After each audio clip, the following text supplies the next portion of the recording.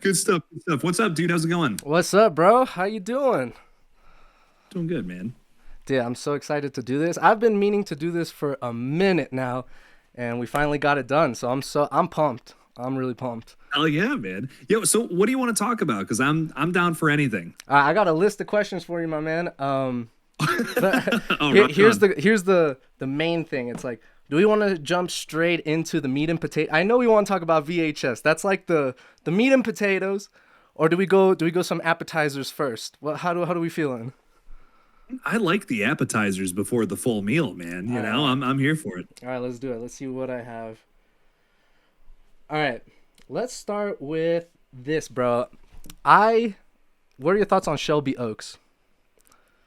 Excited for it. I get the criticisms that Chris Stuckman gets, but I do like him quite a bit. I'm a pretty big fan. Realistically, I don't think we'd have anybody here on YouTube talking movies without like Chris Stuckman, Jeremy Johns, all these dudes Yeah, who kind of like started doing it. So I just think it's really cool that he was able to find that pipeline into basically giving a movie over to Neon. Like that's huge. That's literally, awesome. That yeah. says a lot for us smaller YouTubers. Like we have a chance.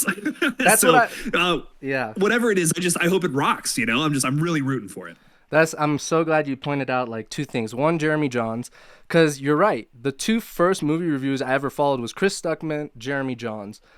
But I'm so happy that Chris is making his own movie because, like you said, man, I think I've heard in one of your live streams that you said like the end goal for sure is to make like your own movie, which is exactly the way I feel. So like I get Chris Stuckman gets criticism, and there's some things that are valid and not valid, but like just the fact that he's gonna be technically not the first one. I mean, I know Raka Raka has a YouTube channel and they were really successful with Talk to Me, but there's something special. There's something special about Chris Stuckman. I don't know what it is, but I'm just like going out to the movie to support it because like I want it to do good. Like this is like inspiring for me, and like I need this to work out. You know what I'm saying? Like, Yeah, yeah. I mean, there's so many instances of like just having something go viral here online, and then like that person somehow manages to make movies. There's tons of examples of it. I mean, even Fede Alvarez had a viral short all the way back then, and oh that got him the wow, job for Evil Dead. Yeah, Sam Raimi just saw his weird. He has like a robot short film. I can't remember the name of it, but it's kind of sick. And literally, Sam Raimi just came across it on the internet, loved it, and is like, "Dude, you want to direct the next Evil Dead?" He's like, "Yeah." dude, that Like, that of course. that sounds so familiar to. I'm sure you've seen the movie Lights Out, which was originally a short as well Yes. on YouTube that came across some producer, and I even think, if I'm correct, All Hallows Eve or one of those was a short film on YouTube that came across a producer, and then they turned it into a full fledged movie where they're like, "Here's 30 grand, put some two or three other shorts and we'll make it a movie." So, and that started that whole thing. So the power of YouTube is real, man. If my parents don't want to believe it, it's all good, but I believe it. Trust me, I get it, man. I get it. Can I just say I love your set, by the way? I Oh, love all dude. these little posters, dude. Same, same. I love Sick your as fuck. set too, bro. You know who inspired actually all of this set behind me is have you seen 3C Films, Chris from 3C Films? Yeah. I Oh, yeah, love of course. on Halloween he does his like Halloween setup, and that was when I was like, okay, I gotta just get better at just than a white background. Like I gotta add some flavors there, you know? So I've Yeah, been yeah. slowly but surely adding stuff to it, so I feel very I just proud. got in. I feel it, dude. I just got into the new place, so we're still kind of. It's still a disaster back in this corner, but slowly but surely we're making it happen. You know. Yeah, yeah, yeah. It's honestly like some of the funnest things to do is to like decorate your own room with like your horror fandom and everything. Like I try to do like I have my top 10 horror films that I know that I love, so I'm trying to get like one piece of memorabilia for each film. Like like I don't know if you could see here. There's the ring girl coming out of the TV. It's super Oh, small. nice, Yeah, dude. yeah. But it is yeah, I'm trying to make it cool. I'm trying to make it cool again. Yeah, yeah, dude. No, it's sick. It's coming along great, man, and I'm digging it. Yeah, yeah, no, I freaking love it, dude. But I don't live stream a lot. I actually just make like videos. But I think I'm gonna Yeah. start doing some live because I mean live streaming you get to interact with fans so much better. Like just live responses, you can really grow. I feel like better fandom than just regular videos. I'm weirdly like I think I have more fun doing the streams now than even the videos, which is kind of crazy to say because I think my initial attraction was just like being able to put something out there about a film I love, like that was awesome. But then it's like you get to talk to the other people who might give you a whole different perspective. Yeah, yeah, We just did one today.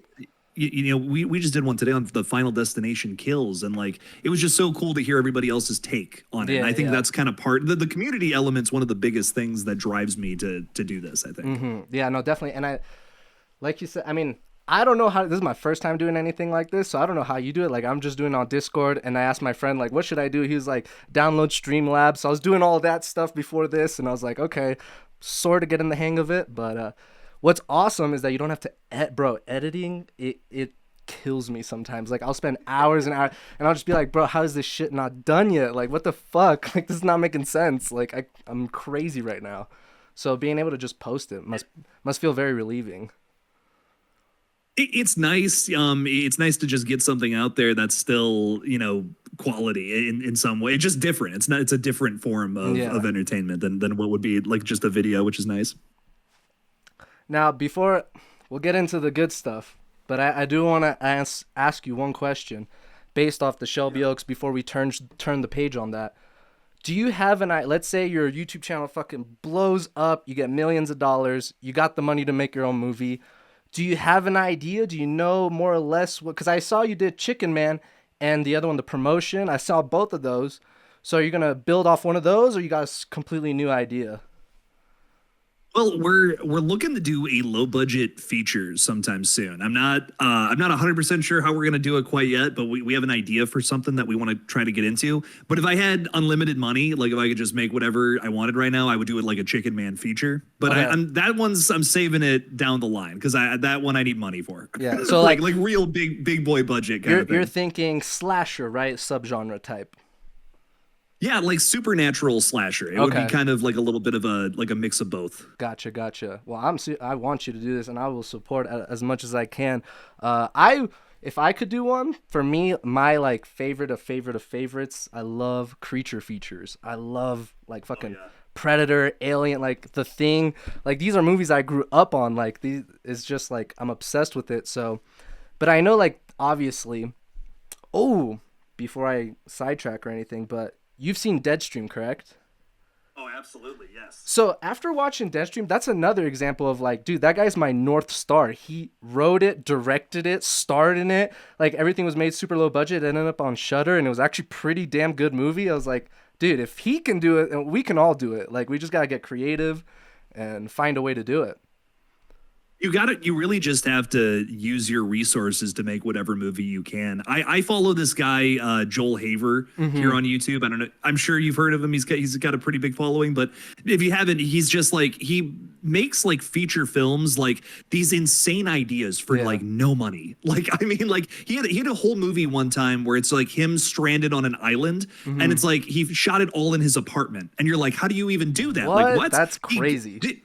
He got like a bunch of play sand and all these crazy lights and shit to make it look like a sunset on an island, like in his apartment. And like you can tell, but it doesn't even matter because like the performances and the story, like that's so engaging, you don't even care. So it's like whatever you can do to make your story happen, whatever it is, you Yeah. can do it. You just have to find a creative workaround. Damn, I wonder if that guy has a girlfriend because like I could not imagine bringing sand into the room and like that being acceptable ever. But hey, man, if you could pull it off, hey, kudos to you. You know what I'm saying? What do you think? I have a movie that have you ever had movies that you love, but the world hates them, and you're just like, man, am I wrong in my opinion? Like, what is? But I love Unfriended Dark Web, and that movie also inspired me because I feel like when I watched that movie, I'm like, bro, I could do some shit like this. Like, I could totally screen record and, like, edit the chats and all of that in Premiere Pro and all that. Like, it would take a long-ass time. I hate editing, but, like, it could be done at a low budget. I feel like I've thought about that. Have you ever thought about doing, like, a movie in that format? Oh yeah, like found footage Yeah. sounds like it would be so much fun. Just in like even the webcam like movie like that. I would want to the thing that I would love to do with that is find something really unique, like some like really specific idea. Yeah. I loved Host from 2020, very I've similar to never that. seen Host. It's on my queue. I gotta watch it, but it's got a unique flavor to it, but it's like you could mistake it as an unfriended sequel. It's got that Yeah, same vibe to it. I think if I were to do something like that, I would just want like a different idea because it's always friends on a video call and something goes wrong. that's so Like true. That's so how can true. you Yeah. twist it? I think that's what I'm looking for with that. Well, Amazon did it with with War of the Worlds with Ice Cube. Oh, just get Ice Cube to like hang out in front of a green screen. There it is. Brilliant, We brilliant. just We made didn't a think about that. masterpiece. I don't know what was going through their minds. I mean, dude, when you have a movie made by Steven Spielberg and stars Tom Cruise, I feel like the bar has been set too high. Like, we can't top that. We should stay away from that. Like, let's do something else. That's a Yeah, tall order. how do you top that? You're not going to top that with Ice Cube hanging out in his living room with a green screen. I don't know. I don't know, man. Yes, certainly not with freaking Ice Cube. That was, ugh. All right. Well, I'm super interested. But let's get into the meat and potatoes, brother. Let's do some VHS talk, cause bro, I'll let you go from here before I just start rambling. Oh no, it's going to be rambling for the rest of this if we're just talking about VHS. I'm telling you that Dude. right now. You were just saying a second ago about movies that like you don't understand how people don't like. I don't understand how this isn't like the biggest franchise right now. I Like, don't. I really don't don't. know. Yeah. Maybe I'm crazy. Maybe I've just been like, licking too many frog backs or something. But man, But like this franchise, it's so much fun every single time. Even if in its like weakest sequel, man, I am still vibing with everything going on with this series. I'm dying for VHS Halloween. oh, bro, same, dude. And I know most people have their favorite franchises, like the big ones: Halloween, Freddy Krueger, Jason. A Child's Play. I didn't really grow up with I watched all those movies, at least the first one, just because, like, out of respect to the genre. These are, like, the Crusaders that paved the way.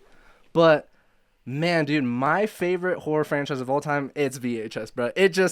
There's no franchise that has every movie just slaps. Even if you don't like certain segments, just wait 10, 15 minutes, you got a brand new one that's completely different. It's like, it's hard to hate it. I don't understand what people don't like about it.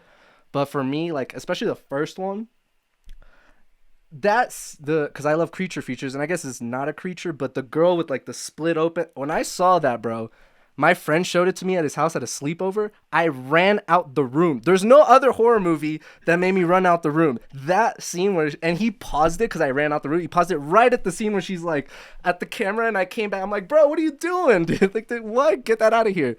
That shit, like, scarred me for life. That episode. Oh yeah, well, it's able to explore all these weird ideas that you just won't see anybody commit with in another film. And like Yes. you get typically 5 or 6 whatever of those segments in each movie. Like that to me is the draw. Like you're right in the sense that like there's some of them that totally miss, but at the very base of like pretty much every segment, there's a cool idea there. You know what I mean? Yeah. And the way that they're able to do that on a low budget found footage most of the time, except VHS Viral, I really do love and appreciate that about like every single entry. Like just the idea of trying to tackle these bizarre, next to impossible ideas that for like a feature film trying to pitch that to a big studio. Yeah. But here we are, we're going to do it in 15, 20 minutes or whatever in a little found footage short. I don't know. It makes every entry even more exciting than the last. And you're so right when you say that it is the perfect format for a long franchise, because like you said, right around 6 or 7, the franchise usually they start going to space, Leprechaun in the Hood, like it starts getting wild, right? Because it's hard to follow like one crew of characters for so many movies. But this one, you don't have to. You can just start brand new idea, brand new, everything can be different every single time. So I think it's a much more favorable format for a long series than like Halloween or Jason and all them. Oh yeah. Oh, without a doubt. And the bringing on different directors every single Dude. time. Like you can, like whoever's hot in the scene, you know what I mean? You can bring them on and they can just do some bizarre idea that they have. Because I think anybody who's just working on horror films, like they have other ideas. They're constantly thinking of what's the next thing. Yeah, What's yeah. my other weird idea? Here's something that I'd love to do that I have in my back pocket, but I can't because it's too weird. It's too much my own thing. And this is the space. This is the franchise to do that. Yeah, no, definitely. Oh dang, you brought up something there, and now I'm losing my train of thought. What was the first thing you said in that train of thought? All the different directors. Like Yes, you can have okay. so many So sorry, I didn't mean to cut you off, but what is your because my dream, like, also I want to make my own movie, but I would love, absolutely love to be featured in just one like short 20-30 minute segment of the movie. Dude, that would be a dream come true. I'll take a pay cut. I'll do anything. I would love to be featured in a VHS movie. That would be a dream come true, and I'm sure you would love to do that. No, I'm so with you on that. Honestly, I'd rather have a segment in a VHS movie than my own feature film. Like, Yeah, is that crazy? Maybe it's that's so crazy to say. I don't know, legendary. but yeah, it would be just such an honor to be amongst all the other directors that were able to be a part of this franchise. Like, I mean, so many good, like, Yeah. excellent people, not just in found footage, but just in the horror space have been a part of this franchise. Like, it would just be an Yeah. honor. Yeah, no, it would be legendary. It would be a dream come true. Like I said, it would just be a dream come true. Like I don't know how you go about it. You would have to like email Shutter or something, or like make your own short film that would get come across them. But man, would that be a dream come true, bro? Oh, yeah. Do you have? All right, let's talk about. I don't want to do a rankings, but what is your like your number one or maybe top three in the franchise? In terms of like just movies in general, from all of VHS, I think 94 is my favorite. I really love that one. The Rat Mud Storm Drain segment, like that's Yeah. my like number one. Like Oh yeah. it's my favorite segment. The what is it? Amateur Night. That's your favorite. I'm guessing though. Yes, my favorite. Well, so okay, it's tough because the I'm at a tie between. Well, I would usually say VHS number one is my favorite and 94 is my second favorite. But man, it's one of those things where it's like 1A, 1B, like they're kind of just like at the same.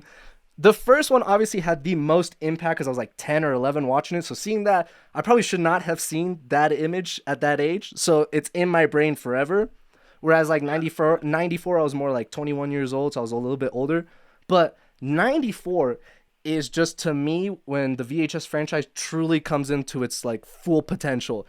I don't think there's one segment I don't like in that movie. Even the wraparound with the SWAT team, dude, it's just amazing. And actually, fun fact, the plug for the day, but actually it's not a plug because I'm not done with it, but The Subject is one of my favorite episodes of the entire franchise, which by the way is the same director that did Safe Haven, which is another one that I love. Yes. His short about The Subject inspired me to write my like own novella, a horror novella, because I was like, I want to make my own movie, but like wishing it isn't gonna make anything happen. I have to take action. So I was like, well, I don't have the budget to do it. Well, let's just start with writing the story or writing the script, right? Like, let's just start with something. So I was like, I'm gonna do a creature feature, and I just love the subject. It's just such a like a SWAT team going down there and that huge monster with the bladed arms. I was like, oh my god, I need to do something like this. Like this is everything that I want. You know what I'm saying? So 94 and the first one would be like my top. With VHS number two coming in at a close second because like that Safe Haven is amazing. I love Safe Haven. Well, dude, I saw that first VHS and I'm just like, this is the coolest franchise ever. Like Ever. like years ago, I saw that movie and I'm like, I have to like, there's got to be more, right? And I found out there was like at the time, the Shutter revival hadn't happened yet. Dude, yes. So there was just two in viral. Dude, I want to say I was in high school. Like I was like 15, 16 when I discovered that first one. I literally went to like a family video the next day and I rented two in viral. Two, I was like, that might have been even better than the first one. And then viral was just like, the most like disappointing way to finish. And I'm like, no, man, brutal. But I cannot tell you, Enzo, can I call you Enzo? Yeah, of course, of course. I cannot tell you the excitement that ran through my body when I heard that Shudder was bringing it Yes. back. Oh I'm like, I like got down on my hands and knees. I'm like, please let this be like a series that goes on forever. Yeah. And here we are waiting for entry number 8. I'm like the happiest horror fan ever. Dude, Like I know. can't stress that enough. You just reminded me when you're on your knees begging Shutter, like yes. You just remind like the meme of like in the Shawshank Redemption when he's like in the rain like this. I just Yeah, could that see was literally me. I could That see was you just being like in the rain like I'm alive. Yeah, That was no. me like all through 2021 waiting for that movie. I'm just like, please God, let this be a huge hit. And the next 4 were, dude. It was like, yeah, let's go. You know, I don't know. So excited. Shutter, honestly, like I think in my opinion, because Shutter's done a couple of things, but in my opinion, the revival of the VHS franchise has to be their number one achievement. Like, they bought that franchise, the rights, when that shit was dead, and then they turned it into one of their most... Every time I see, like, a new VHS come out, I see an article, like, a week later being like, it broke, like, the viewership record for Shudder, and every time, like, every single movie, I'm Every just time. like... I was like, dude, it's a money bag. It's literally, they hit the jackpot. Like, they seriously could just keep making these movies forever. Like, there's no reason for them not to. And Literally. like, I'm always talking about like Scream or Terrifier and all these franchises that I really do love. But the truth of it is, there is fatigue when it comes to know, certain creatives coming in and trying to tell a story based on where we left off in the last one, trying to build off of that. There's none of that with VHS. There's not even the same people every single time. It's I mean, great. like, it's the perfect franchise to go on for forever. Couldn't have said it better. Couldn't have said it better, dude. Literally. And dude, you're so right, because I saw the movie VHS like 1, 2, and 3 as they came out. And you're right. We went on like a 10-year hiatus. Like, we went a decade without any of the movies. I remember, I think I saw a video on YouTube that said 94 came out, and immediately I signed up for Shudder. Just like, take my money. Take my money. And dude, they just came out with a banger, bro. With a straight up banger. And what is sad, though, that these movies do come out straight to streaming, because I do remember for the second movie, I don't know about the first or third, but I do remember the second movie. I was with my friend at his house, and we looked up at regalcinemas.com, and it said VHS 2 was going to play. I was like, bro, I didn't see it in cinemas, but I was like, I need these movies to get back into theaters. Like, I just need that experience at least one time. Just one time. Can you see a VHS movie in the big screen? Crazy. Oh yeah. That is the one downside to the Shudder revival, is them not putting it in theaters. And it's not like they don't put Shudder movies in theaters. Yeah, you know what I mean? literally. Like, there've been a bunch of releases. I mean, like, In a Violent Nature was really cool in theaters, and like that ended up going to the platform later on. That might have been like IFC. Was that a Shudder original, or was that an IFC movie? I actually can't remember now that I'm not quite it. sure, but what I do know is Clown in a Cornfield was a Shudder movie that went to theaters, which I know you hate. You walked out on that one, right? And I agree with you, bro. Okay, so this is what happened. The trailer drops, and I have no idea about this, friendo, dude.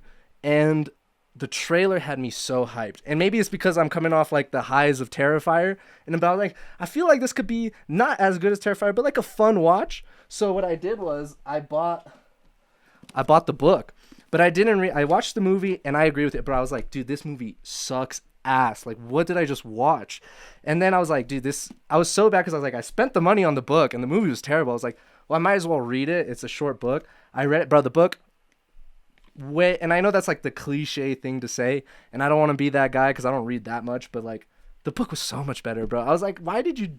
I don't know who has those like control decisions where like, nah, we're gonna change this, we're gonna change that. That must be so frustrating for a filmmaker, being like, brother, what the heck, dude? Like, let us make the movie. Like, I don't know what you're doing here. But yeah, the book was way better.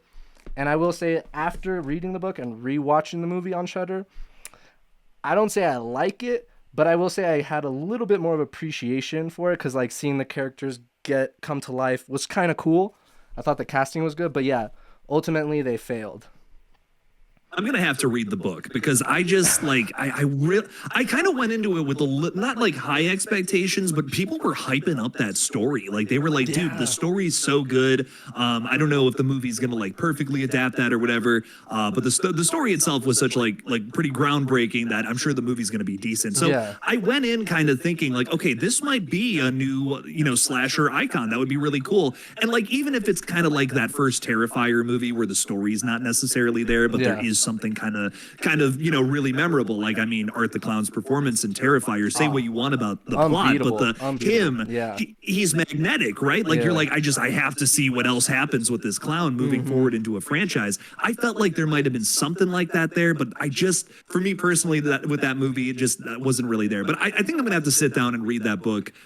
There's like fucking 4 of them now, right? There's 3 with the 4th one coming out, I think. I just hope they continue. It's successful enough that they continue the franchise, and they figure out their mistakes and kind of make it better the next time through. But yeah, dude, the thing is, like, that makes me so mad. The massacre at the barn house is unbelievable in the book, and there's so many kills, and in the movie, it happens so quick, and there's maybe one or two things, and I think it's because they were trying to make it more for like young adults, like a what do you call those, like Five Nights at Freddy's, where it's like an introduction to horror.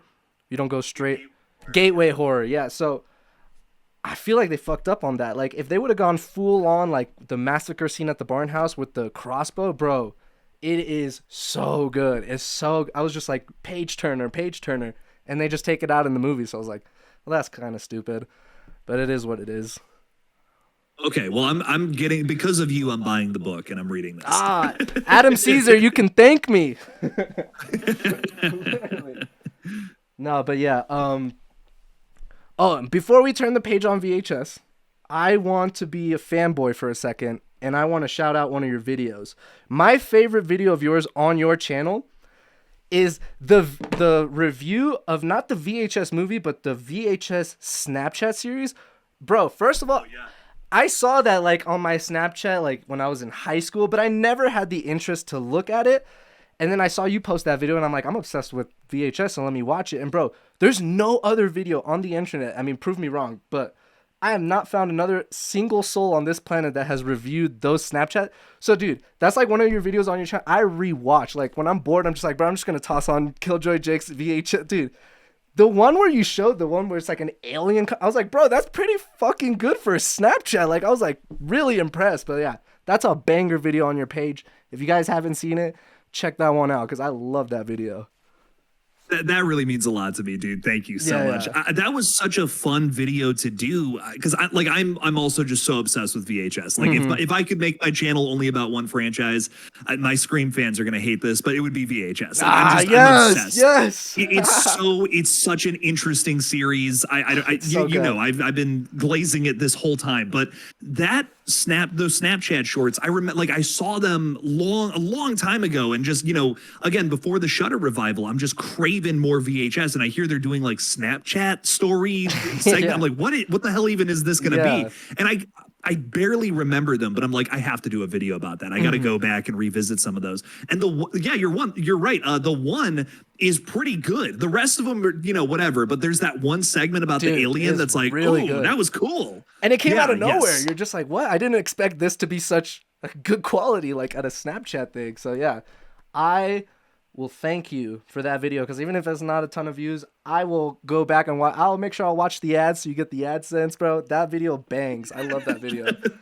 Thank you so much, man. I really appreciate that. And the last thing on VHS, have you, because this is the one movie I haven't seen in the VHS. It's technically a spin-off, but the girl that like freaked me out in the first movie, there's a movie dedicated to her called Siren, and I never seen it. Have you seen that? So it is also the only other VHS thing I have not seen. There is actually another spin-off movie called Kids versus Aliens, which I have seen though. Yes, I have. I did see. I didn't see the movie, but I saw the poster. Dude, so good. Like, really? Listen, VHS 2, I was always conflicted with VHS 2 for the longest time, because I think it has two of the very best segments of the whole franchise, like the zombie one and Safe Haven. Like, yes. I'm like, those are top 10, dude, easy, so without a doubt. Yeah. I've never been crazy about the first one or the Alien one, but dude, honestly, after seeing that movie, after seeing the movie adaptation of that specific last segment of VHS 2, I love it. Like, it's one of my favorites now. Where they go with the story in that feature length, and it's a quick watch. It's like 73 minutes or something like that. It's got a really weird length. But dude, like, I'm begging you to watch it. I have not seen Siren. I can't speak to that movie, but Kids versus Aliens was so good. Like, if we're ranking that amongst the other VHS movies, it ranks very, very high. Like, shockingly. You sold me, bro. I'm watching it tonight. Because you know what's funny? It's crazy that how much a title and a poster can impact like an audience member's like perception. Because like, actually, I really love the segment of the UFO aliens in VHS 2, because I personally, one of my favorite subgenres is like found footage alien abduction movies. Those are like, oh my God, I love those movies. So I love that segment. But when I saw Kids versus Aliens, I was like, oh, it's probably going to be a goofy, like kind of weird tone. But now that you're telling me it's not, dude, I'm sold. I am sold because I love that segment. goosebumps all over my body thinking about that movie again. Dude, it's so because you think that, right? You're like Kids versus Aliens is gonna Yeah. be like, just kind of it's actually like kind of dark. There's a I'm not gonna say who or what, but there's a very, very emotional kill where you're like, you Ooh. almost wanted like tears want to come down your face, where you're just like, no, what? Like, oh my God. It's Like not I was blown away by that movie. it's not the dog, right? From because in VHS 2 they kill the dog and I'm like, "Oh, dude, why'd you do that? That's so stupid." It is a person, I will Okay. say that, and Okay. it's an emotional death, but it is like, oh my God, no way this works so well. But yeah, I couldn't stress enough to watch that movie. The only negative I have about it is it has a little bit of an abrupt ending, kind of like the short, but Okay. it's different. It is the story is more fleshed out. That's what I'm gonna say. Gotcha, gotcha. Give me one second. I gotta turn my camera back on.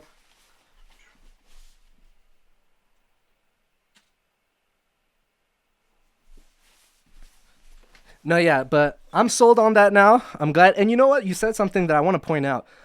You said 73 minutes long. I actually have a hot take. I think we should make that cool again. Make short movies cool. What's wrong with that? I hate sometimes. I'm not saying these movies are bad, but like, bro, sometimes I think it was year 2022 where almost every movie that I went to see in theaters was 3 hours long. I'm like, Jesus, like not everything has to be fucking Lord of the Rings. You know what I'm saying? Like we can make Yeah.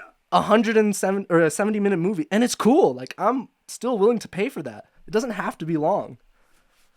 I think we feel the need to box movies into a certain like a 90-minute or somewhere around there kind of time Yeah, frame, yeah, or yeah. like make these 3-hour epics. Like that's how we feel it's going to be worth it to come to the theaters. Yeah. But that's not. But you're so right. That's not the case. I will pay money to see a 60-minute movie Dude, if it's same. good. It doesn't matter how long it is. Like I saw the Naked Gun with Liam. I'm pretty sure that movie's like only an hour and 20. It's not that long, bro. I loved it. I was like, this. I will pay money to see movies like this.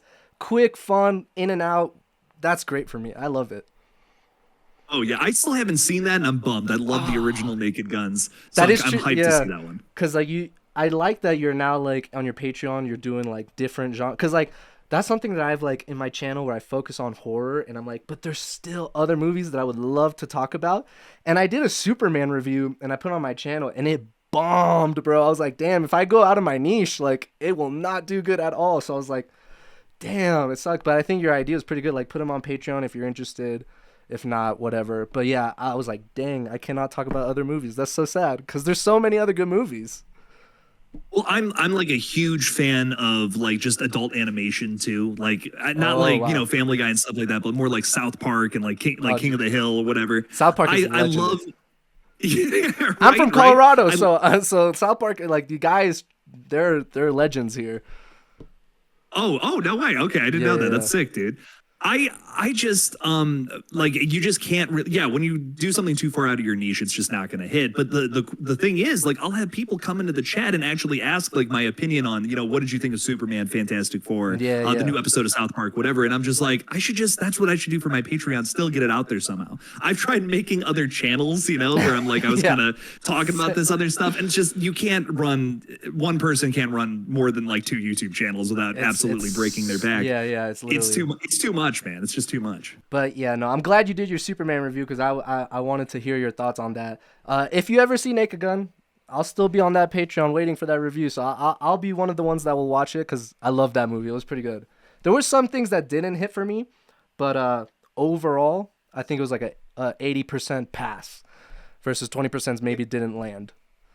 Well, you are a Patreon member, so I mean, listen. If Naked Gun is still in theaters, I think it is, right?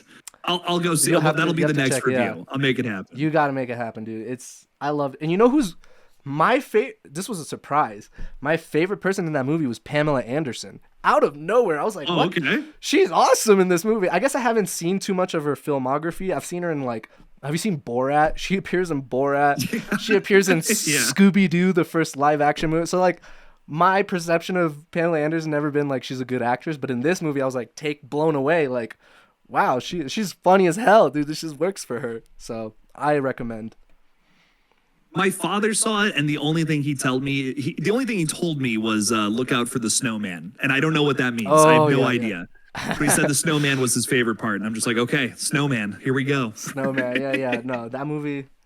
And we need movies like that, you know. I feel and scary movies. Oh, we can talk about that, but let me not get sidetracked. But I feel like comedy has been, because I love comedy, it's one of my favorite genres as well, has been dead for a minute, bro. Like for a fact, I can't remember the last like comedy I went to see in theaters. Like I was like, when's the last like a true comedy movie? And now that we got Naked Gun, they make a joke. I don't know if I can say it on YouTube, but like the R word, and then like I was just like, oh yes, bring this back. We need this. We need to like laugh about shit like this and not take it everything so seriously. At least that's my take on it.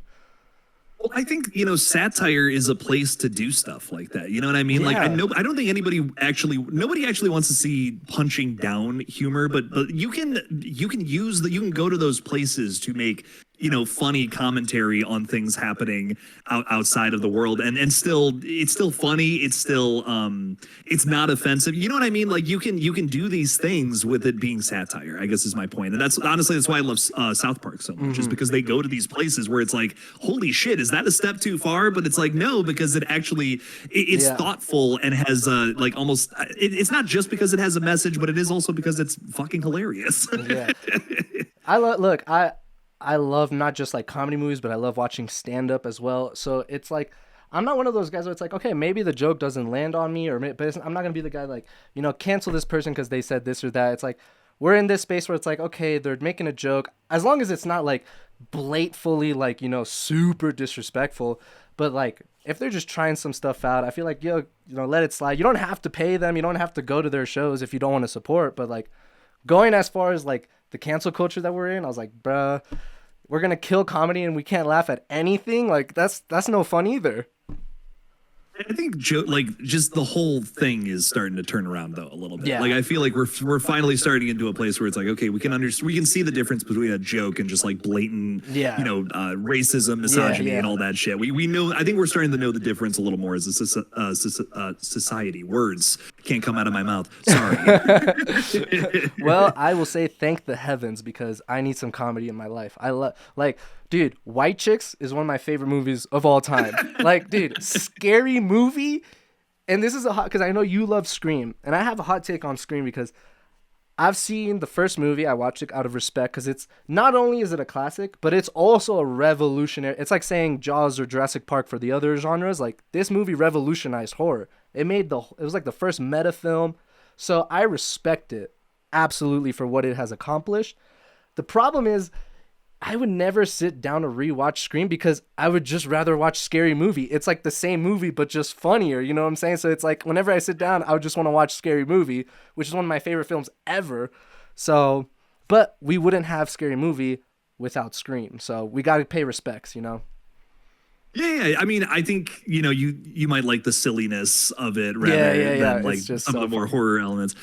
What's cool about the original Scream to me is it's just like it's this one of the first of its kind to just basically like hold up a mirror to the genre and say like we're gonna tell a campy B movie and make fun of it the whole time, but also in this really sophisticated way break the rules and still make it work. And that to me, I think, is what I respect about it so much. Is it the scariest movie I've ever seen? No, not by a mile. I think some people will try to say that, you know what I mean? But it's not. I mean, the kills are super goofy and campy, but I also feel like that's like the point. Yeah, Like no. that's I kind of vibe with it for that reason. But like if I'm looking for like a horror movie, if I want something scary, I'm going to Terrifier, I'm going to Evil Dead, I'm Yeah, going yeah. to all these other franchises. You know what I mean? But I totally Absolutely. understand that. Well, I Scary don't movie hate it, is and fucking hilarious. I think a big part of it too, because I was like analyzing like why is this one work and that one doesn't work as well for me. I think a big factor though is I saw Scary Movie first, and then I saw Scream. I think if I saw it the other way around, I would much more appreciate Scream. You know what I'm saying? Yeah, I gotcha. I do like that in Scary Movie though. You still have they're almost doing the same thing as Scream in terms of like Yeah, you're analyzing right. the genre. You're But totally it's just right. it's a way more juvenile way of doing it, Yeah. obviously. And so, I think the both series have the same reasons of attraction. You know what I mean? But just Yeah, in yeah. different ways of executing it. I have another question. I'm really interested to hear your answer because actually the other day I rewatched. I was gonna say Five Nights at Freddy's. No. A Nightmare on Elm Street 2: Freddy's Revenge. I have such a unique experience with this movie because I saw it for the first time when I was at university in Florida, and I was so shocked at what I watched. I was like, I didn't necessarily hate it, but I was just like, what did I just witness? Like, I didn't know what to think of it. And so I was like, whatever. Then, like, this past weekend, I was like, I'm kind of bored. Let me just watch a movie. And I saw one of my favorite people I follow on YouTube is We Watched a Movie. I don't know if you've ever heard of them. Oh yeah. They do. I've met Mike and Jay. We hung out at a bar one time. So. Oh, I'm so jealous. I'm so jealous. Good dudes. Good But dudes. they did a commentary on the second movie, so I was like, you know what, I'm interested to see what they say. And you know what, some movies, like if you watch it with like buddies and not just like some movies I think you should watch by yourself, like you to fully absorb what it is. But other movies, I feel like if you have a couple buddies and a couple beers, the way you take in the movie is completely different, because I didn't necessarily like it the first time, and then when I watched the commentary with them, bro, I think that might be my favorite Freddy Krueger movie, because it's such a gay movie, but in the context, I actually love it. I think it's not a point against the movie. I think it's a point for the movie. You know what I'm saying? Oh yeah. Oh no, without a doubt, dude. It's such an interesting like early LGBTQ like representation of in movies like that. And what I think I love, that's what I love so much about it. What I honestly, the thing I wasn't digging is just like the plot just kind of moves at a snail's pace for a little while. Yeah. But then you get to a certain point and that movie is outrageously fun. It's so or fun. there's pockets of fun all over the place in that movie. Incredible. You know what I mean? Absolutely, bro. Absolutely. And I really do love the character work, and I think that's why it is such an important sequel. You know, for that reason. I mean, you know, you have like Rocky Horror Picture Show and stuff like that before it, of course, but to do that in the sequel to one of the most popular like horror films of the time, that's a swing. You know, I mean, that's a really ballsy swing for them to take with the sequel. I really do respect it. I wish I liked it more. I got to watch that commentary track, I think. Oh, I recommend that commentary over all of them, because it's what I like, things that like shocked me the first time, like, because you don't see it coming, right? Like, especially if you didn't see it at all, you're just going blindly into the film. The scene where he's dancing in his room, I'm just like what is happening, right? But then when I watch it in the commentary, it's like one of the funniest scenes in the movie. Like, he puts the glasses on and he's like doing the dance and everything. And I was like, this is a great scene. This is a fantastic like time capsule of like it's just so great. And then I love the scene. Like, genuinely, there's a scene in that movie that scared me. Genuinely. I was watching it, having a good time. The scene where like his arm just starts like tearing up, and then like the spikes start coming out of his like fingers and he's like screaming, and then Freddy comes. I was like, oh dude, this is what I love. Like, practical effects and it's just, I was like, that scene for me was like the show stealer of that movie. Oh, the practical effects in that movie are very impressive. Dude, no, without a doubt. I think I made the mistake of I watched all the Nightmare on Elm Street sequels by myself. Like going back to what you were saying earlier, I think you're so right about that. These movies are so much more fun in a group setting. Yes. And like it's so true, because I watched the original Nightmare with so many different groups of people, and I've enjoyed it in varying levels for that reason. Like, my fiance, not as big of a slasher fan really as I am. She's more into like the paranormal stuff, the found footage kind of movies like that. And I tried to show her Nightmare on Elm Street, and she just it just wasn't really her cup of tea. You know what I mean? But I've watched it with like other buddies before, like a group of people with, you know, maybe drinks and substances, let's say. And it's I mean, it is the best fucking movie ever. And I probably the whole franchise is like that. But I've only ever seen like 2 through maybe like Freddy's Dead by myself. Like, I've never watched those with other people. Yeah. Well, that's the mistake there. The question that I wanted to ask you about like this is, here it is. How important is it to watch movies that a second time, or better yet, how important is it to watch a movie that you didn't enjoy the first time a second time? Because I've had experiences like, I'll tell you I want to hear yours, but there's this one movie where I hated it.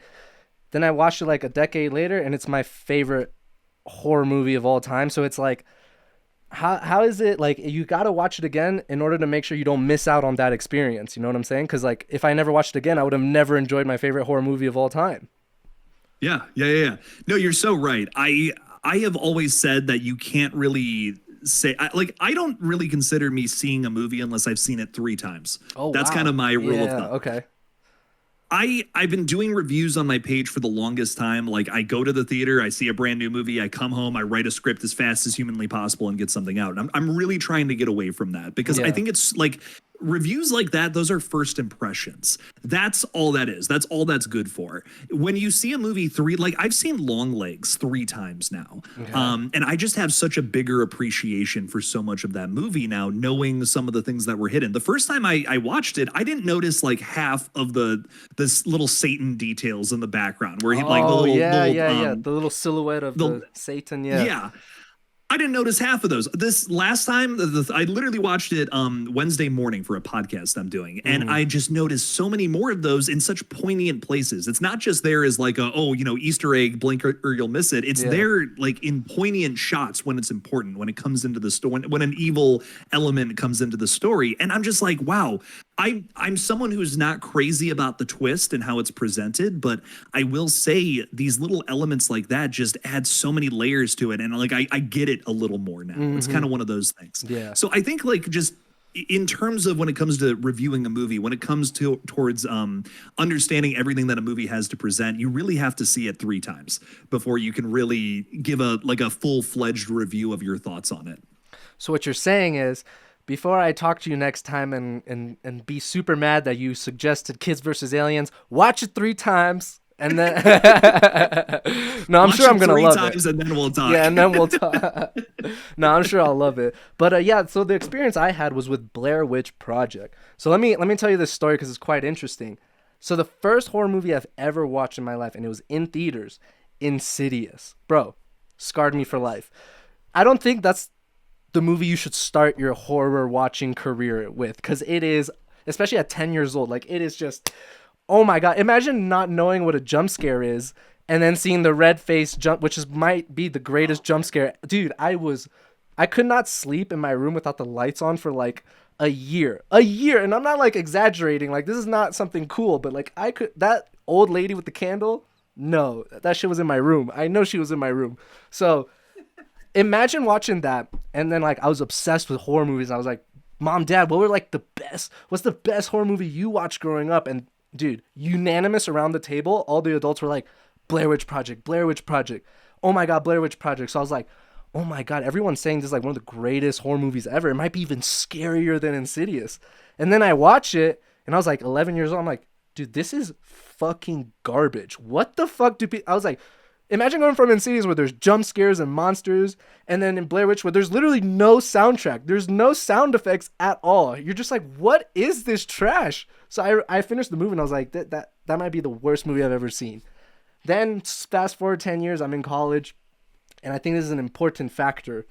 I was super depressed, and this was during my drinking days. So it was in Florida, in Gainesville, it rains a lot. So it was a gloomy day. It was raining. I was like, I have nothing to do. I was like, you know what? My mom always says, watch a movie again, you might get a second opinion. So I was like, I'm going to give Blair Witch a second shot. So it was gloomy, by myself. This is one of the movies that I saw by myself in the room, drunk as fuck, depressed as fuck. And I think all those 3 factors made it one of the scariest movies because I could feel the panic of those people and it felt so real. And I was like, oh my God, favorite movie. I mean, I got my memorabilia, buddy. So yeah, it's one of my favorite horror movies, and I think that's when I realized like I cannot just give my opinion if I just saw it one time. I definitely got to at least give it a second shot and see. And also you have to like understand you have to understand the context of that movie too, because like obviously if you show that to a kid, you're like, this is boring, but you have to tell them, hey, we thought this was real. That was like the big there was no social media. People thought this shit was real. So I was like, I think I didn't have that aspect of context to go along with it, and that makes it a lot scarier. So I have like so many questions. So first of all, where did you go to school in Florida? University of Florida. Go Gators. Okay. Go Gators, man. I know so many people from Florida Atlantic, so I was like, that'd be so cool. Like I'd be no way. So okay, no, rock on. That's great though. I will, Blair Witch is one that I have so much respect for, because it's like that is the coolest marketing campaign in horror history. Yeah, nothing's ever going to top that. Mm-hmm. Like that's the coolest shit ever. But like I just have never been able to get into that movie. I need to get more depressed and drunk, I think is what's going on. Yeah, that's the moral of the story. That's the moral. Peanut Sauvignon Blanc, Savi Bees, they work. Oh, there we go, man. Yeah. I don't know what I'm missing about it, but I feel like I'm not buying into the characters all that. Like I feel like there's a lot of screaming in that Yeah, movie, yeah, and yeah. I want a little more character, I guess, from everybody. But maybe I'm just missing something. My takes are trash. Nah, like, just because someone else doesn't like a movie, like I'm not that type of guy. Like, oh, you don't like it? No, everyone has their own opinion. But it's maybe like the same thing with me and Scream. Like, right? Like you appreciate it a lot more than me, but I respect what it is, just like you respect what the Blair Witch did. Maybe it's not your cup of tea, but you still gotta acknowledge the impact that it had on the genre. So, as long as we Oh, can, I mean, yeah, go ahead. we wouldn't have found footage like without that movie. Like, I mean, there's Literally, sure there was found footage movies beforehand, but I mean, dude. how the genre has exploded beyond that, you wouldn't have that without Blair Witch, without a doubt. That's a great take because I would have forgot to say that. You're totally right. I know it wasn't the first found footage movie, but it definitely was the movie that put like found footage on the map. Because I remember being like, Yes.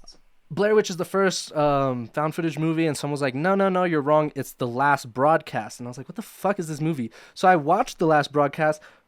Jake, I'm telling you, do not ever watch this movie. It is a waste of your time. I was like, yeah, no wonder people say Blair Witch was the first one because no one remembers this shit. I was like, this is so bad. What the hell is this? So if you haven't seen it, save yourself. Oh my God, I'm totally blanking on the name of it, but there's an alien one from like I want to say it's like the late 80s or something like that. It's a found footage movie with aliens from the late 80s and it's the Really? McPherson Project. That's what it's called. Ooh. I honestly, dude, I recommend it because it's like I think a lot of found footage nowadays is either like this is maybe a hot take, but everything I think boils down to it's either inspired by the Blair Witch or Paranormal Activity in some way, Yeah, shape, or they're form. the two Right? juggernauts. Yeah. Yeah, I mean, like there's a lot of original found footage movies, but it feels like it always comes down to one or the other. And with outliers, of course, but the McPherson tape, which that's what it's called, not McPherson Project. It's the the McPherson tape. Okay. What's cool about it is it doesn't feel like there's any influence outside of like in the found footage genre because it is such early roots. It's almost like the Texas Chainsaw Massacre of found footage movies because Bro. it just like it's almost a slasher movie before that was a big thing. Gotcha. So like I yeah. really recommend giving that one a shot. Okay, so we got Kids versus Aliens and we got McPherson tapes. Yeah, like it's like I can't even remember the spelling. It's like MCPH. It's on Shutter. Look, just I'll look figure. it up. Yeah, I'll find it somehow, somehow, some way. Yeah, yeah. But yeah, no, I think you're totally right. You gotta watch, and I learned it the hard way. But you gotta watch movies more than once because it also happened to me with Deadstream. I think the first time I saw Deadstream, I was not vibing with his like YouTube personality and the quirks and all that. So if you're not vibing with it right away, you're not gonna enjoy it. But then I was like, I saw a video on YouTube, like the behind the scenes showing like how he made it, and I just fell in love immediately with the movie because I was like, oh my god, like all the effort this guy went through to make it. So I rewatched it now with that in mind, and I loved it. So I think it's like, yeah, there's certain things you don't catch the first time, or there's certain things you don't have in context. So yeah, definitely rewatch movies for sure. Rewatch. I love that. The crazy monsters and stuff running around the house and all that. There's so Yeah. much fun to be Yeah, had with literally. Deadstream, man. Oh, love it. Dude, yeah, and the practical effects, yeah, you're right. Like the monster designs and makeup was so well done. I was like, damn, we need to hire this team, whoever they are, man. We gotta hire them. I heard someone say that that's like an unofficial found footage remake of Evil Dead 2, and I couldn't agree more. Like it's literally just the most like fun, weird, like updated take on that, and I'm so down for it. Like Deadstream's such a fun watch. So two things to say on that. One, I've never seen Evil Dead 2. So I know that's like Oh, you gotta watch it. You got right? Like I have to watch it. So that I gotta do. But the second one, I've never owned physical media. But man, if there's one like DVD like cover that I want to have, I don't know if you saw this, but for Deadstream, they did one where it's like in the style of the cover of Evil Dead 2, where he's like coming out the ground and there's like arms coming at him, but it's the guy from Deadstream. I was like, bro, I need that. I need that physical thing right there, dude. I need it. I don't know why, but I love it. oh, that's sick. I haven't seen. I have a steelbook of Deadstream, but I think it's just like a demon holding a GoPro or something on the cover. Oh yeah, the That one hand. sounds way cooler. Yeah, yeah, yeah. No, yeah, for sure. But I was gonna say, oh, I just wanted to point this out. When I followed you on Instagram, I saw that you proposed to your fiance in a Goosebumps T-shirt, dude. That has to be the most legendary. As a horror fan, that's like the most legendary proposal of all time. With the Goosebumps t-shirt, bro. That no one can top that. No one can top that. That's so fun. I laughed. Like, you should have seen me. I like followed you and then I clicked. I was like, and I just started laughing. So I was like, damn, this guy's a legend. That's so cool. I guess horror has just been a huge part of every big milestone in my life. I didn't even realize it until you brought it up. I'm just like, oh shit. Yeah. Well, I love Goosebumps. I think is the best gateway horror. Those books had me hooked all the time. Short, easy to read, really cool premise. Usually, most of the time, not all of them were hits, but that show too. I'm not a fan of the new Disney show, but the old, the older one, with like dun dun dun dun, and you have the dog with the yellow dude. I had so much fun with that series. So much fun. Oh, dude. I mean, that's you want to talk about gateway horror. You want to talk about getting into a lot of like getting familiarized with a lot of these very popular stories. That's such a great way to do it. I mean, most Goosebumps novels are like a deconstructed, like made for kids version of very popular, sci-fi or horror stories. And I kind of love it. Like, I think it's a great, that to me is like the very best gateway horror. Oh, for sure. Because like you said, they take those classic, The Mummy, the Yeti, or like the Wolfman, all that stuff, and they like you say they recreate it in a different context, and dude, it's awesome. Awesome. All right, let's see what I got next for you. We did pretty much a lot of them. Okay, I'll ask you this. So I've been trying to get into horror gaming more lately, and I know you have a gaming channel. So I'm just not a gamer, but at the same time, like my best friends growing up, they were all gamers. So I've had some of the best memories with horror through games like Slender Man the Eight Pages was huge when I was like in my high school. Like everyone talked about Slender Man. I love those games. SCP, like Containment Breach. There was another one Five Nights at Freddy's. Like all those I have great memories with. So I'm like trying to get back into the gaming, but I don't know what game to go with. I have a couple of mine. Like I've heard Amnesia: The Dark Descent is like one of the best horror games ever. I just bought Dead Space, the remake, because I heard great things about that too. So I don't know. Do you have suggestions? I've talked a little bit about my horror, like taste. What do you think would be like, bro? You would love this. Well, I see you have an Alien poster back there. You like that franchise, I'm guessing.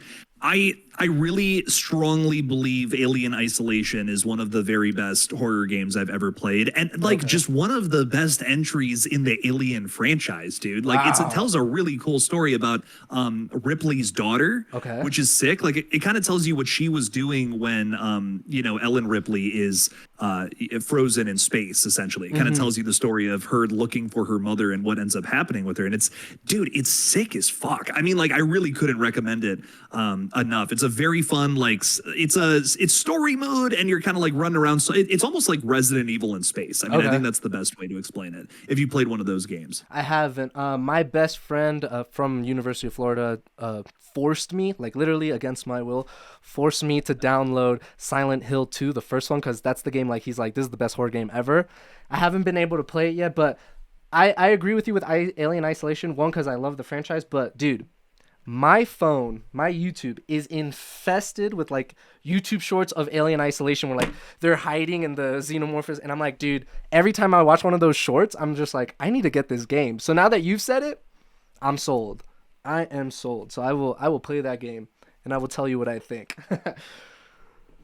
I was, and I'll be honest with you, dude. I was more into like just multiplayer video games in general, not even like horror games, but like I started to find more and more really good ones. Because I like, dude, there's so many like $1 little crap, whatever horror games that are like, why did I even buy this? But then you find one that you truly fell in love with.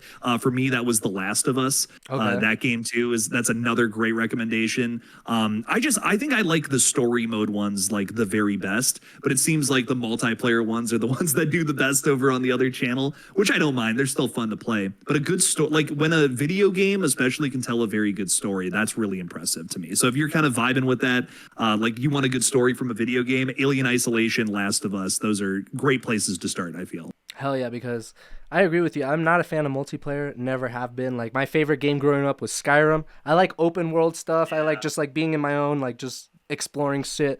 So yeah, I think Alien Isolation is the one I'm gonna go with. But thanks for the rec because like yeah, I've been wanting to play a game recently, and I think Alien Isolation will do it. I think it'll do it for me.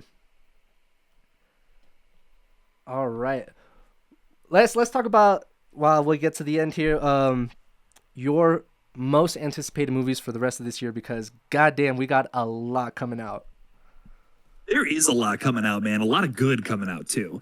A few things that like I'll throw a popular one out there. Black Phone 2 is one I'm surprisingly really excited for. Really? I See, I liked the first one. Like I thought it was good. It was a solid watch. I drove all the way to Detroit to see this movie though. Whoa. Wow. Oh yeah, so you're invested. You gotta like this movie. I'm invested.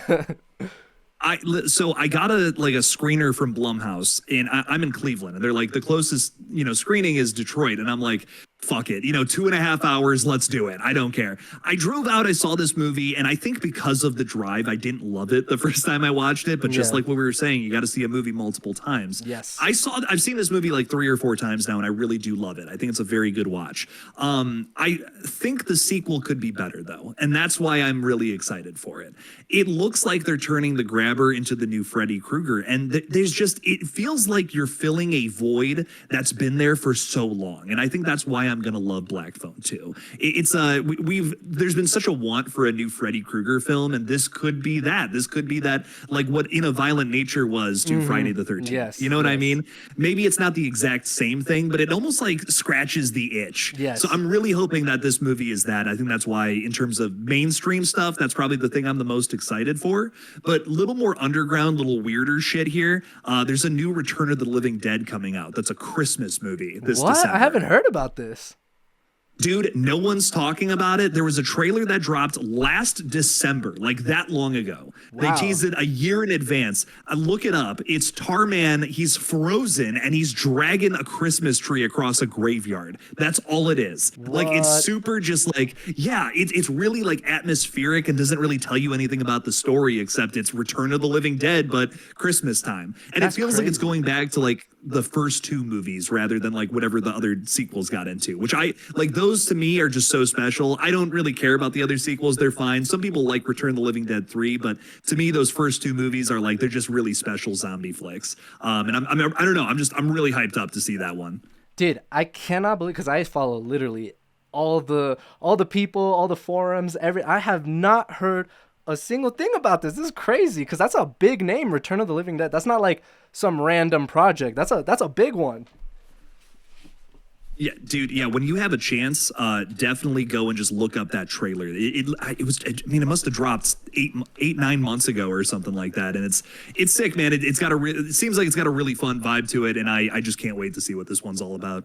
Well, thanks for letting me know, but I want to go back to the Black Phone a little bit because that's probably a great example of a movie I got to rewatch because I do remember liking it. I went to the movies and I liked it, but I just felt like the internet was just sucking off that movie like it was the greatest thing since, bread or some shit, sliced bread, and I'm just like, what? Like, this is not as good as people are hyping it up to be, but maybe I should rewatch it. I love Ethan Hawke's performance. He's one of my favorite actors. He's really good. But I did see your stream where you talked about like it might be like the little Freddy Krueger-esque type thing for the sequel, so I'm much more down for that. I am much more down for that than just kind of like what they did in the first movie. So if they do go down that path, I think I might be interested. But we got to talk about October motherfucking 3rd.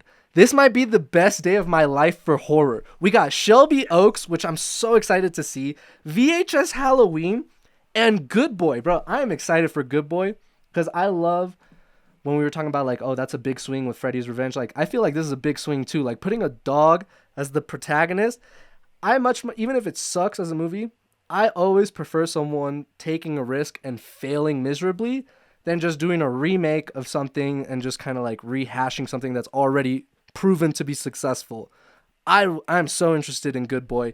And October 3rd, goddammit, don't call me, don't text me. I am busy that day. I already warned my fiance. I'm like, that weekend, I am just going to be slammed. I'm covering all 3 of those. I don't care. Yeah. I'm excited for every single one for completely different reasons. And I think that's what's going to be so exciting about that weekend, man.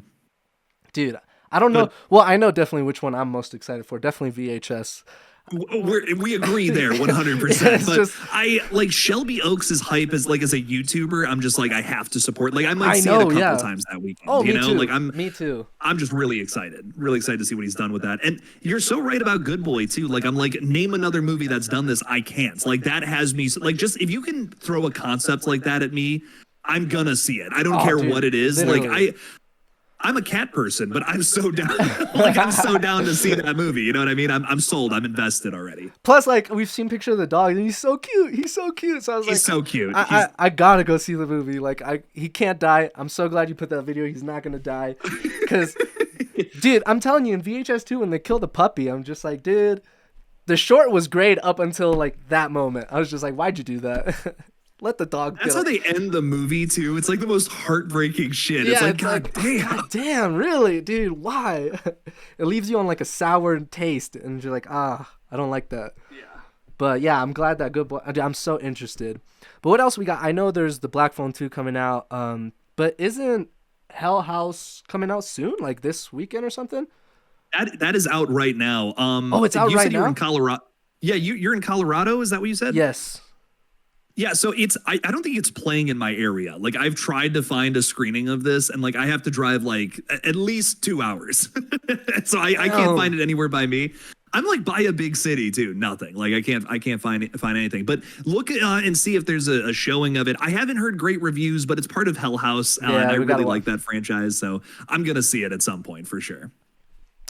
What your take on this? Because I know you, in your opinion, you think this one is a great era for horror, correct? I am not so optimistic. Like, I mean, just in terms of like, yes, there's a lot of horror movies and some of them are good, but I'm talking about like movies that would be like in my top 10, top 20.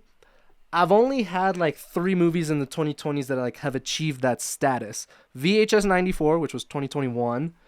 Terrifier 2, loved it, 2022. And then surprisingly, I fucking love Hell House LLC Origins, The Carmichael Manor.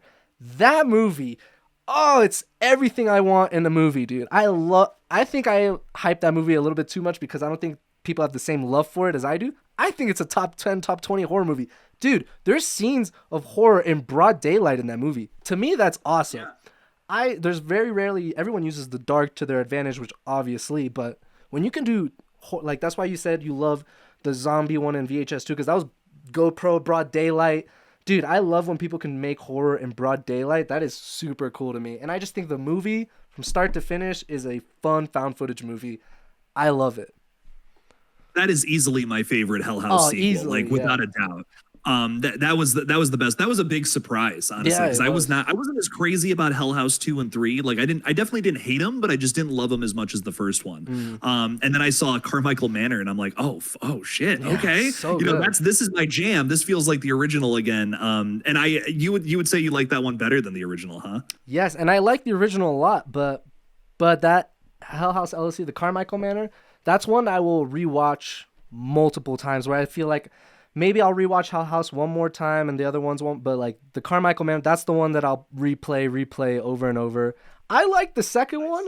I really hated the third one, the Lake of Fire or whatever. I was not a fan of that one. But then the fourth one, I was like, take my money, dude. Take my money. But to hit back on your question here, I think what's interesting about the 2020s is we're having like sure, there's some genres that are bigger than others in terms of like what's popular, but like there's so many different movements happening all at the same time. And Yes. that I feel like is such an interesting element to specifically this decade rather than anything else that's come before. Like, I mean, there's an insane, like some of my favorite movies from this decade have been sci-fi flicks. I've been loving like Brandon Cronenberg, David Cronenberg's son has been making a bunch of really weird movies in the last like 5 years. Possessor and Infinity Pool would probably be on my top 10 of the entire decade so far. If I you gotta haven't watch seen those those. yet, I gotta watch. I have not Dude. seen Infinity Pool. I've heard about Infinity Pool. I have not heard about, what is it, Possessor or? Yeah, Possessor, dude. This was such a dumb release, but they put this movie out like middle of the pandemic in 2020, and nobody saw it. Like, of course, Oh yeah. but man, it was honest to God. I think it's one of my absolute favorite movies of the entire decade. Like it was Wow. like blew my mind away. It was awesome. But I do feel that a lot of the mainstream stuff that gets a lot of hype has been just kind of like it's just been fine. It's just been Yeah. okay, whatever. But I think digging deep into this decade, when you get into some of the weirder stuff, some of the weeds, that's where you find some of the brilliance of the 2020s. Like, there's been some genuinely fantastic releases that I just cannot believe have gotten glossed over. Yeah. Those are two. Brandon Cronenberg is my favorite working director right now because of just those two films alone. Like, they just blew my mind. And Wow. then, Okay. unfortunately, something like I Know What You Did Last Summer this year Oh, gets dude, all the I attention. hated that movie. I hated that movie. Oh, It was horrible. I it's mean, like, I so don't bad. know. I don't it frustrates me a little bit because there really is some great stuff out there, but it just does not have eyes on it. It's like people don't care about the next original thing. They just want to see the sequel to something they love from the That's true. past. That's a That's problem. the Yeah. issue with this decade. Yeah. Another thing is, and this is a small subsect, so I can't, I'm not going to say like, oh, the 2020s is bad because of this. No, this is just a little subsect. But I am not a fan of this whole Winnie the Pooh universe. And I was super hyped because I got an email like a month ago where it's like, I got my first screener ever, and it was to Bambi the Reckoning. And I remember you like, I got a screener, and then I saw, oh, for Bambi the Reckoning. It's like, all right, well, I don't know if I even want to watch it. Like, I felt so special for like a split second, and then I was like, I don't know if I want to watch this. But I mean, kudos to them. They made a low budget thing and they made a profit, which I always support that. When you work hard on something, even if it's not great, I'm glad that they have success with it.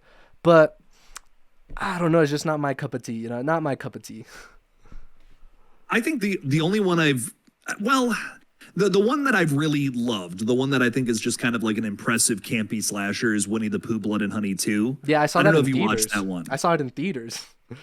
Oh shit. Okay. Yeah. Like that to me, it's, none of these movies are perfect by any means, That's but true, if yeah. you can turn like a popular IP into like just some kind of crazy your own universe, like that's interesting to me. I don't think it's the best thing happening in horror right now, but it is one of the most interesting because it's like all these IPs are becoming, fresh and Yes. people can kind of just do whatever they want, or they're becoming free and anyone can just do whatever they want with them. And that's interesting because I think we'll see if that wasn't the case, we would just see the same regurgitated Disney movie over and over and over again, which is what we've gotten over the last, 30, 40 years. And there's nothing wrong with that, but like it's kind of cool to give these really popular IPs to the people and see what they're going to do with them. Like turn them into a horror movie. That's the first thing people thought to do. Yeah, literally. That's fat. Like honestly, I think the draw to it for me more than anything is the social experiment, which might be weird, but it's Yeah, just like, yeah. what is just like average Joe gonna do with that with the Winnie the Pooh Yeah, IP? yeah. You know what I mean? That's the fascination to it of it for me. I will say, and this is not a high bar, but I will admit the second one, Winnie Pooh Bloody Honey 2, was way better than the first one. The first one was like almost unbearable to watch. The second one, I didn't walk out of the theater, so I think that's a plus for that movie. You know what I'm saying? Like, I could not finish the first one. I was just, this is awful. The second one at least had some story beats, and there was something there. Yeah, I liked the Terrifier influence, which was very clear in Blood and Honey 2. Neverland Nightmare. Did you see that one? I haven't. I saw your review, or no, didn't you interview the dude? I saw an interview on your channel. Yes. You know what, dude? That one was pretty damn good. That was like the Okay. first one where I was like, okay, I'm actually kind of blown away by that one a little bit. Again, not a perfect movie by any means, but just they took the source material and they did something thought-provoking with it instead of just it's Peter Pan running around with a knife stabbing people in the neck. It's like, okay, wait, actually you spun this character into like kind of a deranged villain and that was cool. Like it's more of like a psychological horror that makes you think a little bit, which if you're into that, I would recommend Neverland Nightmare. If not, just skip it. I agree. No, and I think you're right. Peter Pan probably has the most potential to be a good movie because it's an actual character, right? It's not Bambi or Winnie the Pooh's a bear or like what, like I'm saying, like you can really dive into Peter Pan's like psyche and like why he wants to stay young forever, and he has a fairy and like power. Like that one could have a lot of potential for sure. I could see that one being much better than the other ones. Yeah, it's less of a creature feature. It's more of like this is like just a dude who had some really awful shit happen to him, and Mm-hmm. I don't know. There was actually some really cool. The way they reinvented the lore was very thought provoking, and it had me like honestly, I was like, okay, this was sick. It's the reason I was like wasn't as excited for Bambi, but I am hyped up for Pinocchio. Like Gotcha. honestly, I think the Pinocchio one, I'm calling it right now. I think it's going to be my favorite film from this whole weird little universe. I'm actually quite excited for that. I will watch the Poonaverse. The Avengers assemble for the fucking Poonaverse. I'll be there for the schlock and the craziness of it just for that. But yeah, when they came out with have you seen the poster of that movie? Yes, it's outrageous. Dude, I swear to you, you know the creepy pasta, the Russian sleep experiment. Have you ever heard of that one? Yes. You know that like Yeah. that face that's famous for that creepy pasta, bro. I swear to God, they used that face in the poster. You cannot look at that poster and tell me that's not the Russian experiment creepy pasta dude. I'm like, bro, they just It looks just like he it. looks I know just exactly like, I what was you're like, talking about. what? That's crazy. But I was like, dude, if that guy shows up, that'll be lit. That's one of my favorite creepy pastas. No one knows all of what's going to happen in that movie. It's crazy. I'm excited to see who pops up, man. Were you ever a fan of creepy pastas growing up? Dude, I have a section of my life where I was obsessed with creepy pastas. That shit was my jam. You know, that must have missed me because I never really got into it, but I know of a ton of them. I know Okay. of like people who have made short films like based on them too, and like they're good. They're cool ideas, you Yeah, know. yeah, So yeah. I'm bummed that I missed out on a lot of that. Do you like any internet style horror like stories or like analog horror for example? Oh yeah, I'm hyped for the Backrooms movie next year too. Like that Dude, one is top of yes. my list in terms of anticipation.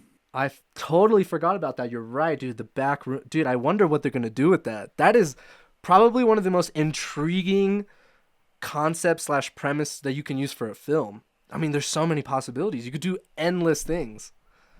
Well, and that guy, that Kane Pixels, I mean, he's super young and he's just come up with this insane idea for a super scary and original horror flick. And it goes back to our good boy conversation. If you can come up with a really intriguing idea, I don't care what it is, I'm there day one. And the Backrooms, that's what it is to me. Like, I'm Yeah, like, yeah. I totally understand why it's taken over the internet because it's such it's a fascinating concept, not just because it's like you're stuck in this liminal space that just goes on forever, but there's also like a government conspiracy thing to it. You can just kind of Yeah. like clip into there. Like there's all these different methods of getting in and getting out. Like that's fascinating to me. I don't know. There's a lot of cool stuff going on there. You're right. And touching back on the game subject that we were talking about, I'm sure there's a ton of backroom games that I would have loved to play because I've seen a bunch of YouTubers play them, and I'm like, bro, that seems like a cool game. So I probably should look into the backrooms as well because that's an awesome premise for anything. What do you call them? Like facet of media. Like there's movies, books, game. Like I think backrooms can work for any type of media. Literally, like any type of however you want to do it. Oh yeah. All right, what are your thoughts on because Five Nights at Freddy's 2? Spit it out. What do you think? What do you got? I'm a little more excited for this one than the first movie. They really dumbed it down. They really just made it like a kids movie, and I think that's kind of the thing that bums me out about it. Like I played that first game, and I just remember it scared the crap out of me the first time I played it, Yes. and I just like more than anything, I don't whatever you want to do with the story, that's fine, but like make the jump scares hit. Like I think they purposefully watered down a lot of their scares in that movie just so it would be like basically a $25 million Mad Pat video.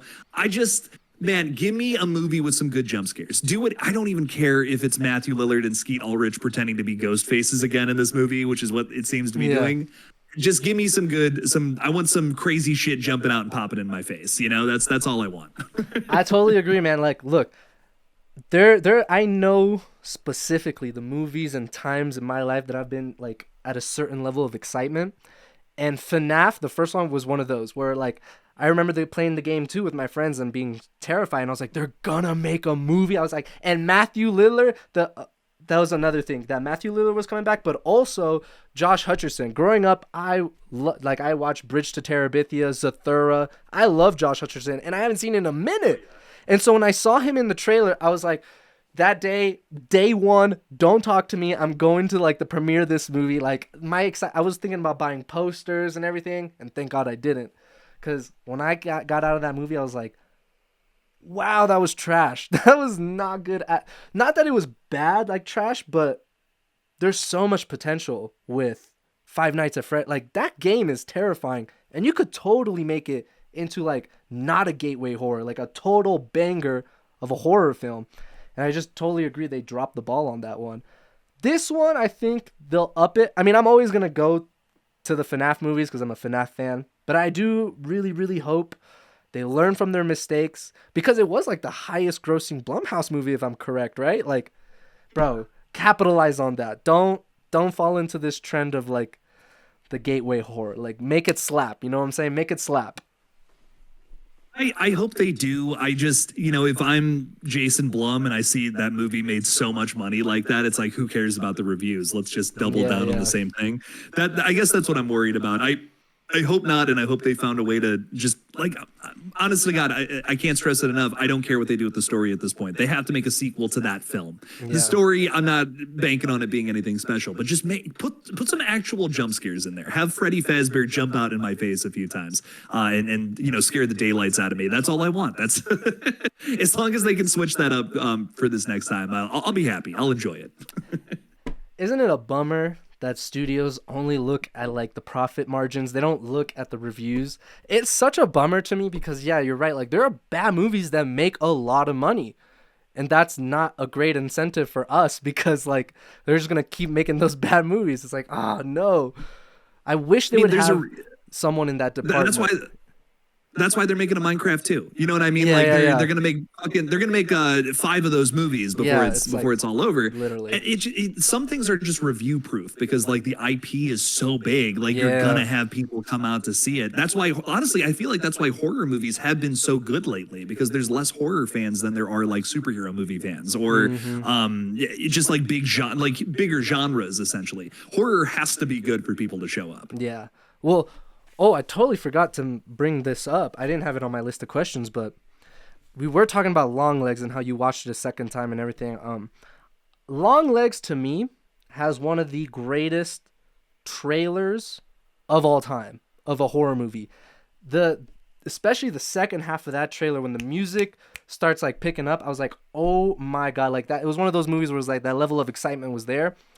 And when I saw it, it didn't quite live up to my expectations. The same thing happened this year, but in a good way, where the first trailer of Weapons, the 45-second one, I think was one of the best marketing trailers ever, because it just gave you enough. It was 45 seconds long. It's not like a Blumhouse trailer where they show every goddamn jump scare in the trailer. Like, they kept enough of it vague where I was like, I'm intrigued. What the hell is going on? And I went to the movies and I was like, banger. I loved. That's a movie that I would put like in the top 10 of this decade. To me, Weapons was, and I know a lot of people didn't like the goofy part at the end. It didn't take me out of it. To be honest, it did not take me out. And I'm going to compare it to Barbarian, because I think Barbarian's a great horror film, but I don't know if you remember, there is one scene that takes me out of it completely. When that monster's like flying down, you see like the slow-mo shot of it. That's the type of goofy that takes me out of it. But the goofy in Weapons didn't take me out of it. You know what I'm saying? Like, it's kind of different. Yeah. Well, I think what's so tough about horror, and it's such a, like, dude, horror is only like a step away from comedy at all times. You're right. That's the thing. And when you can have a director like Zach Krager who can find a way to kind of weave his way in and out of both seamlessly so that it doesn't clash, that's when you have something impressive. And Barbarian is a film that mostly toes the line, but I agree that part of that ending is a little silly. Yeah. I think what's great about Weapons is he's tightened up a little more. Like, you can see that. You can see him mature as a director in his sophomore feature here, because he's constantly weaving in and out of all these different emotions that do kind of snake between horror and comedy, but it works way better Dude, because he's so figured out how to yes. transition better, you know? And like that ending, especially, dude, it's silly. Then it's kind of like gruesome because you see these kids ripping Gladys apart. Dude, And then it's like that was harrowing. crazy. That was so, dude. I was like, and then when they're like the scene where like I love this comedy though. Like I love things like this where the parents are in the house with the baby and then like all the kids just come bursting in and then they're like, okay, it's over now. And then Josh Brolin comes in, he's like, oh, there's a man in the house. Like it's just, I was dying. And you know what else, bro? I love the perspective angles. Like I haven't seen that before in a film. I thought that was really cool. The perspective of the junkie just might be the greatest 20 minutes of cinema I've ever. Dude, I was on the edge of my seat, bro. I was like, dude, this is my favorite character of all time. This is my favorite character because I just love how they made someone that's such a loser and such a nobody such an important character in the film because he finds the kids and I just love that entire 20 minutes. I think I might go to the theaters again to watch it just for those 20 minutes of his. Dude, I love him and he's just so funny where he's like, he wants to get the like $50,000 reward and the cop. That's all he cares about. He's like in the cop car, just like, am I gonna get the 50? And he just walks out. Dude, I don't know who that actor is. I love that dude. That was just perfection for me. Oh yeah, no, I loved Weapons, and I totally see the Long Legs comparison too. Yeah. I've been kind of talking about it on the page a lot. I think that movie, why I like Weapons better, is because I just feel it's a little more focused. Like I feel like Long Legs is kind of like doing this like procedural like Silence of the Lambs thing that does have like a religious element to it, but I'm just like the way that it spins out at the end, the way that it presents its twist, and then kind of just like it just feels like you had it, and on like the 1 yard line you fumbled the ball. You know what I mean? Yeah. Weapons Yes. is a little Weapons is a little tighter. Like it gets all the way down there with like in a straight line that feels a little more focused. And I think that was like my biggest thing about it. It's a totally different idea, but it's the same thing of like, here's this impossible, horrible thing that happened, and this whole movie is going to be like getting us through the motions of how it happened. Mm-hmm. Both movies in a general sense can be described that way. And I think this one I just liked better because it just felt a little more focused. It wasn't about like a big, insane twist ending that might come off as a little pretentious. It was more just like, let's run you through all the steps of this and why every single element of it is fucking terrifying. But we can also have fun with it with some moments of reprieve. Mm-hmm. We can also have all these different characters like Austin Abrams as this junkie running around, just literally with the only goal of I need to make money. Yeah, literally. It's so much fun. I loved Weapons. Yeah. 10 out of 10. And by the way, I'm not a huge fan of Long Legs, but Nick Cage performance. Oh, mommy, daddy! Like, dude, I was like, so hard. I was like, dude, I love Nick Cage in this movie. He did awesome. Nick Cage did awesome. And I appreciate that performance. I wish we had more of him. I wish there was more of him in that movie. Yeah. Honestly. I see Call of Cthulhu book out there. Have you read the Call of Cthulhu? H.P. Lovecraft?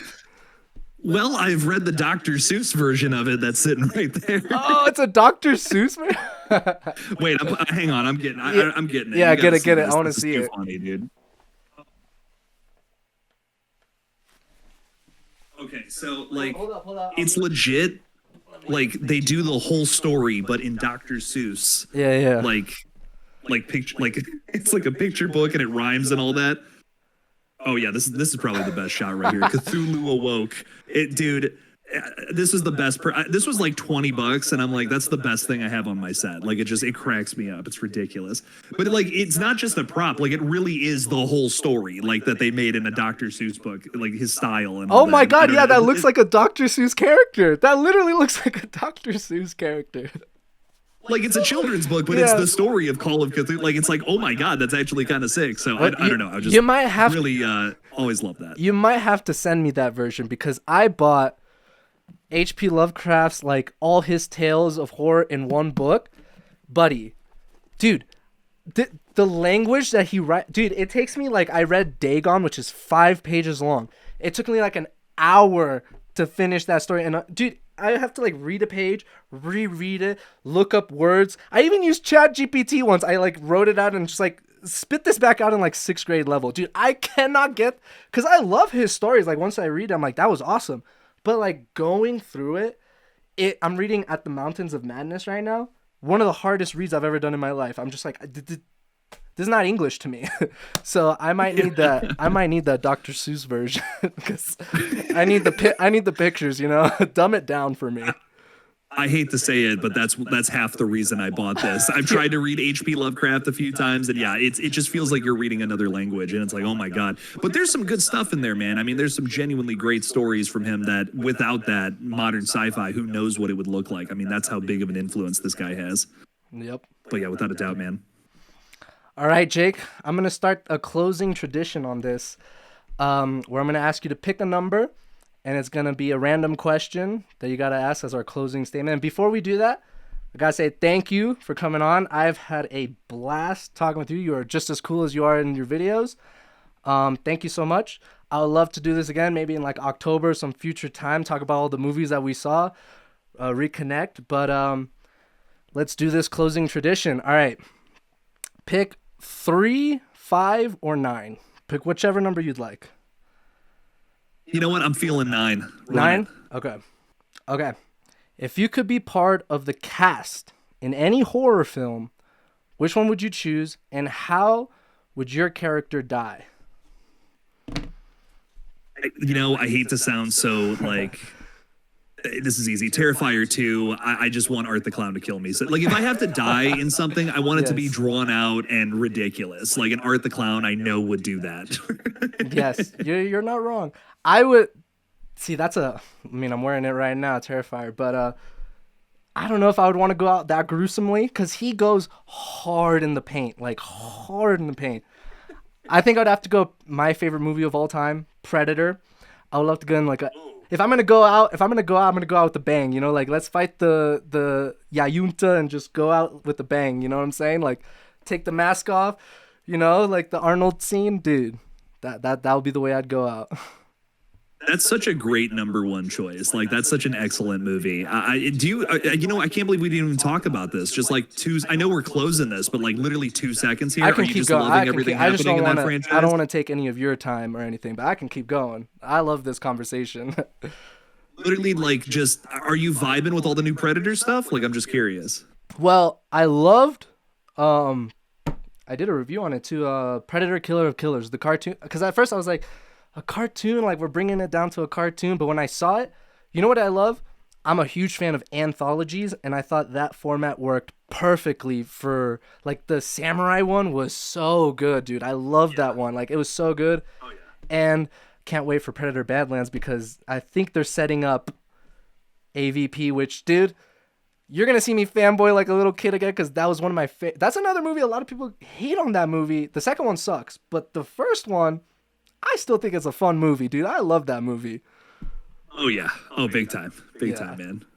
AVP. No, I'm glad I'm glad you're digging all that though, man. There's a lot of great stuff happening in both of those franchises for sure. Well, I love Prey. I thought Prey was a good movie too. I'm excited for I can't say the same for Alien. I was not a fan of Romulus.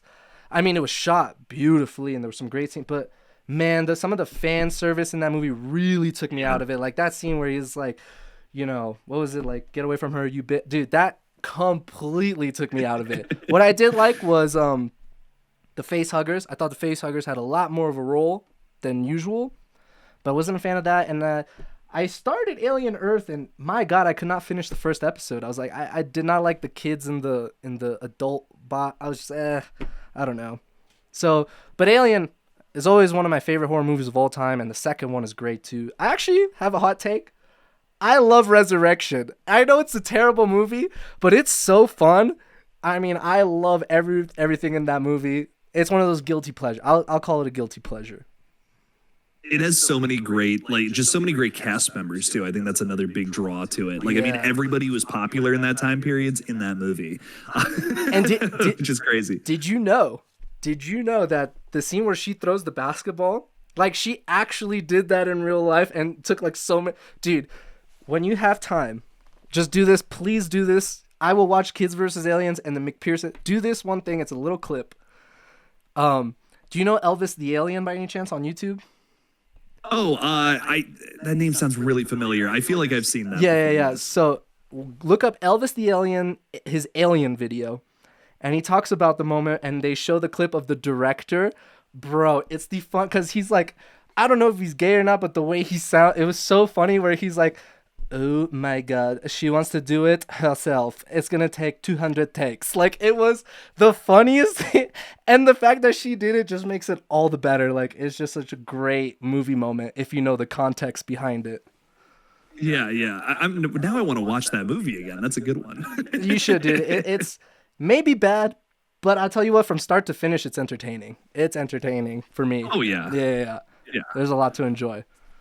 Well, Yeah, Jake, very good stuff, man. thank you so much. I hope we do this again. I had a blast, but I don't want to take up too much of your time. Thanks for coming on, and have a great rest of your day. Hey, same to you, man. Thanks. Thanks for the conversation. Thank you so much. Peace. Peace.